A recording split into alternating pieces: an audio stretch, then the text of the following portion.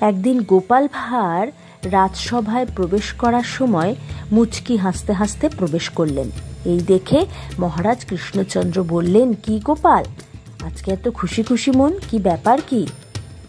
গোপাল ভাঁড় কৌতুকের স্বরে বললেন, মহারাজ, আমাদের গ্রামে যে এমন একটা সুশীল বালক থাকে, এমন একটি ভালো ছেলে থাকে, তার পরিচয় আজ পেয়ে আমি দারুণ খুশি। মহারাজ কৃষ্ণচন্দ্র কিছু কৌতুকের গন্ধ পেলেন। গোপালকে জিজ্ঞেস করলেন, কি গোপাল, খুলে বলো তো ব্যাপারটা। গোপাল বললেন, আমি যখন রাজসভায় আসছিলাম, হারু মণ্ডলের ছেলে আর তার বাবা বসেছিল দাওয়ায়। হঠাৎ শুনতে পেলাম তার ছেলে তার বাবাকে বলছে, বাবা একটু সরে বসো তো, আমি একটু গাঁজা টেনে নিই। তুমি আমার গুরুজন, তোমার সামনে গাঁজা টানবো কিভাবে, আমার লজ্জা লাগছে, তুমি একটু সরে বসো, গাঁজা টানা হলে আবার এসে বসবে।